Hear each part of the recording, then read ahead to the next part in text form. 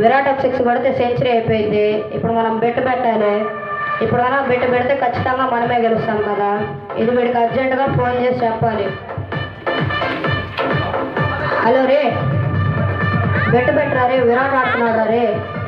విరాట్ ఒక 6 కొడితే సెంచరీ అయిపోయిందిరా. బెట్ పెడితే మనమే గెలుస్తాం. హలో రే, బెట్ పెట్టావా? మనమే గెలిచాం. అన్నా అన్నా బిగ్ బాస్ పెట్టన్నా, ఈరోజు ఎలిమినేషన్స్ వస్తున్నాయి.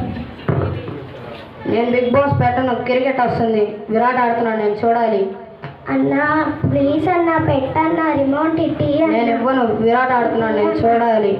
అమ్మా చూడమ్మా, అన్న ఈ బిగ్ బాస్ చూడటానికి రిమోట్ ఇవ్వట్లేదు. బిగ్ బాస్ లేదు, క్రికెట్ లేదు, ఇటీయండి. కార్తీక దీపం వచ్చే టైం అయింది, నేను చూడాలి.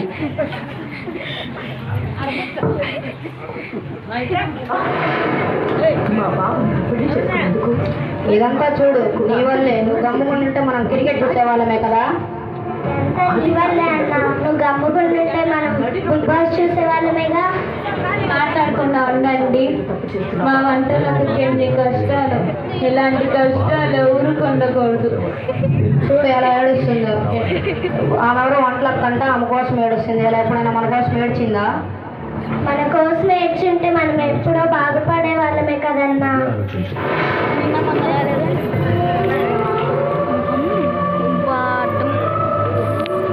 మా ఎప్పుడు సీరియలేనా?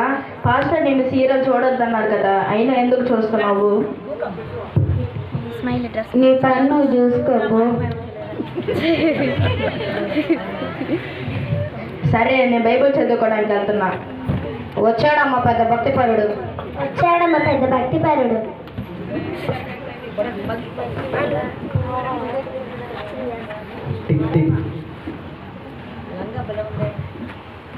శాండీ ఎవరో వచ్చారు చూడు.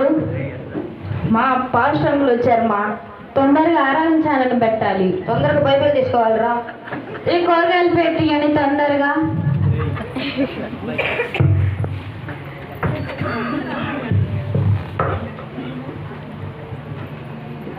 వందనాలమ్మా.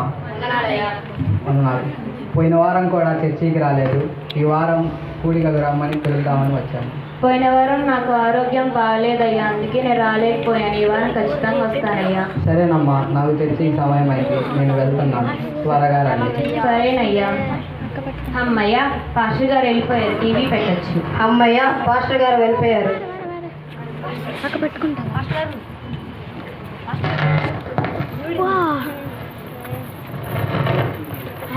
మన చర్చికి టైం అయింది కదా, ఇంకా రెడీ అవ్వలేదే.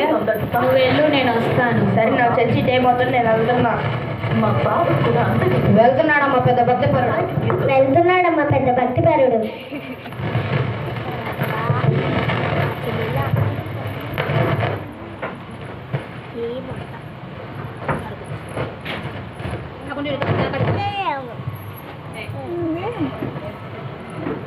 అసలు నా జడే కుదరట్లేదు. చర్చిలో కూడా పాటలు మొదలైపోయింది. సర్లే ఎట్ట కొట్టేస్తున్నాను. నా బైబిల్ ఎక్కడుంది? పోయిన ఆదివారం ఇక్కడే కదా నేను పెట్టింది. తర్వాత నుంచి నేను తీయనే. ఎక్కడుంది నా బైబిల్? మేఘన బైబిల్ ఆదివారం తెచ్చి ఎక్కడంటే అక్కడ పెట్టకపోతే రోజు తీసి చదువుకోవచ్చు కదా. బైబిల్ ఎక్కడుందో అర్థమవుతుంది. మా తెలుసులే అమ్మ, నువ్వేం చెప్పవసలా. సరే, నేను వెళ్ళి వెతుక్కో, నాకు చర్చికి టైం అవుతుంది, నేను వెళ్తున్నాను. పో, మేము వస్తాంలే. నా బైబిల్ ఎక్కడుంది? ఇక్కడ కదా నేను పెట్టింది.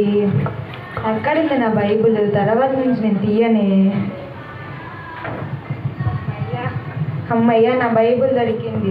మొత్తం దుమ్ముగుంది. ఫాస్ట్గా చూస్తే నా ఫుల్ కోటింగ్ ఇస్తా. తొందరగా వెళ్ళాలి చర్చికి.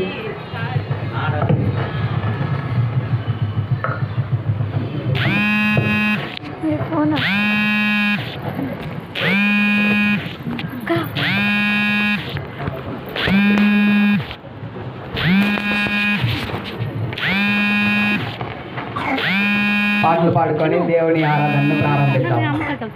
దేవుని స్తుతించుడి, ఎల్లప్పుడూ దేవుని స్తుతించుడి. దేవుని స్తుతించుడి, ఎల్లప్పుడూ దేవుని స్తుతించుడి.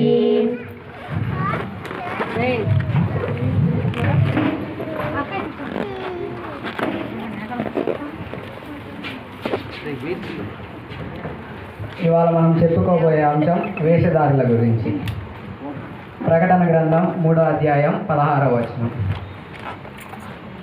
కొంతమంది చర్చిలో ఉన్నంత వరకు భక్తిపరుల్లాగా ప్రవర్తిస్తూ ఇంటికి వెళ్ళంగానే సీరియల్స్ సినిమాలని చూస్తూ ఉంటారు. చూడలేకపోయానండి, టైం అయిపోయిందని వచ్చేసాను. మనం ఉంటే దేవుడు మనల్ని ఇష్టపడదు. ఫస్ట్ వాక్యం వేషధారులుగా ఉండడం వల్ల దేవుడు మన మీద ఉమ్ము వేస్తాడు. అలా కాక దేవుని కొరకై జీవించాలి.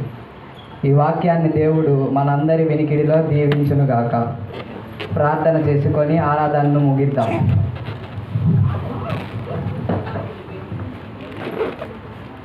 పరిశుద్ధుడా, ప్రేమ కలిగిన మా తండ్రి, నీకే స్తోత్రాలయ్యా.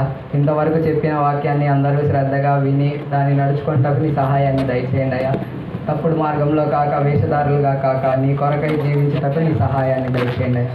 వారి నడుచుకోవాలన్నింటిలో నీవే తోడు నీడై ఉండండి అయ్యా. ఈ చిన్న ప్రార్థనని దీవించి ఫలితం ఇస్తారని నజరేయుడైన యేసుక్రీస్తు వారి అతి పరిశుద్ధమైన నామమున మిక్కిలి వినయముగా అడిగి వేడుకొని ప్రార్థించున్నాను తండ్రి, ఆమేన్. అమ్మయ్య, తొందరగా ఇంటికి వెళ్ళి సీరియల్ చూడాలి. ఆంటీ, ఇప్పుడే కదా పాస్టర్ గారు చెప్పారు, మళ్ళీ సీరియల్ గురించి అంటున్నారేంటి? అవును కదా మాయ, ఇప్పటిదాకా పాస్టర్ సీరియల్ చూడొద్దన్నారు కదా, మళ్ళా దాని గురించే మాట్లాడతావే. అవునమ్మా, మనం ఇప్పటిదాకా వేషధారులాగా ఉన్నాము, ఇప్పటి నుండి నిజాయితీగా ఉన్నాము. అవునమ్మా, మనం మారాలి. ఇప్పుడు దాకా మన వేషధారి జీవితాన్ని పక్కన పెడదాం. అవును కదా, రోజు పాస్టర్ గారు చెప్తున్నా నేను మారటం లేదు. ఈ రోజు నుంచి నా వేషధారి జీవితాన్ని వదిలేసి నేను మంచిగా మారాలి.